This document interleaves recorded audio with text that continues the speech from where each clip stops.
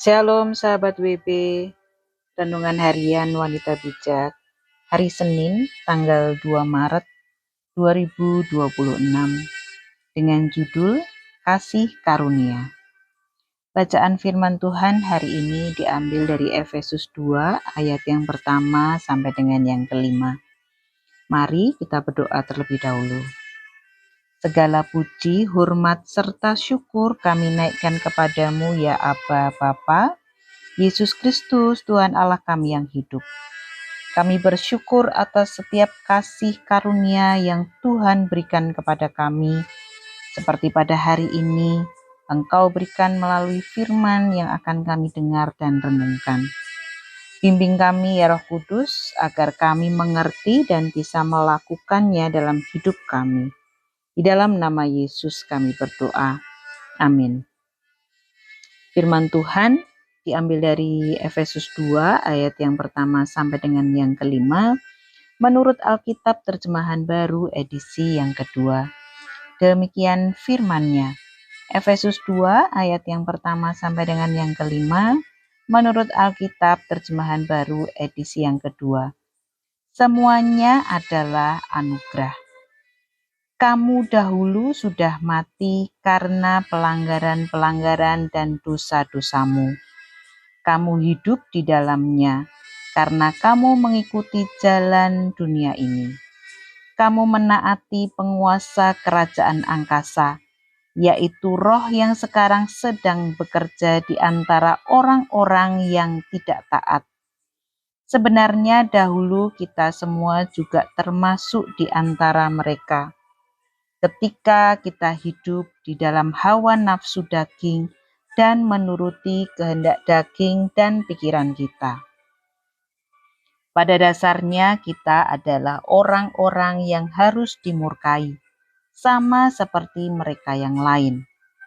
Tetapi Allah yang kaya dengan rahmat, oleh karena kasih-Nya yang besar yang dilimpahkannya kepada kita, telah menghidupkan kita bersama-sama dengan Kristus, sekalipun kita telah mati oleh pelanggaran-pelanggaran kita. Oleh anugerah kamu diselamatkan. Berbahagialah setiap kita yang mendengar, merenungkan, dan melakukan firman Tuhan dalam hidup kita sehari-hari. Haleluya. Sahabat WB, mari kita merenungkan firman Tuhan. Bacalah perlahan ayat-ayat firman Tuhan hari ini.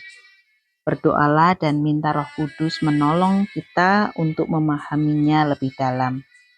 Kemudian temukan yang pertama, bagaimanakah kehidupan kita sebelum mengenal Kristus. Kita temukan dalam ayat yang pertama sampai dengan yang ketiga.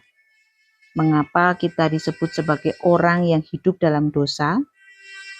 Kemudian yang kedua, apa yang terjadi pada kita jika Allah tidak melimpahkan kasih-Nya kepada kita?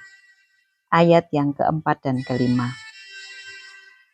Sahabat WB yang dikasihi Tuhan, ayat yang pertama sampai dengan yang ketiga menggambarkan kondisi manusia berdosa yang hidup tanpa Kristus. Manusia yang mati secara rohani karena pelanggaran dan dosa, mengikuti jalan dunia dan hidup dalam hawa nafsu sehingga patut dimurkai. Renungkan bagaimana kondisi rohanimu saat ini. Hanya karena kekayaan, rahmat, dan kasih-Nya yang besar, Allah menghidupkan manusia bersama Kristus. Keselamatan adalah kasih karunia, bukan hasil usaha manusia. Bagaimana engkau meresponi kasih karunia Allah ini?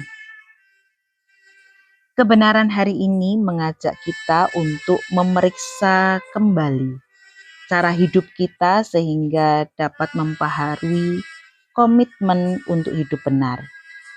Mintalah Roh Kudus mengingatkanmu tentang cara hidup yang harus ditinggalkan.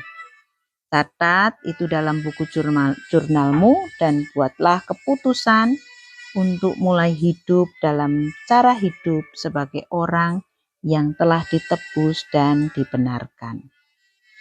Sahabat WB, sebelum kita membagikan kepada rekan dalam kelompok modul 2 dan sahabat WB yang lain untuk berkat yang kita terima dari kebenaran firman hari ini serta pembaharuan komitmen pribadi kita kepada Tuhan, mari kita berdoa.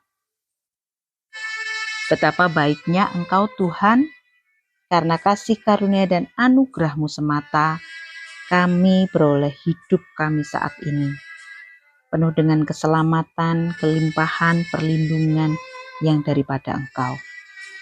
Tolong kami Bapa, agar kami terus memegang hal itu, bahwa hidup kami sekarang bukan karena hasil usaha kami, semua hanya karena Engkau. Hanya di dalam nama Yesus kami berdoa. Amin.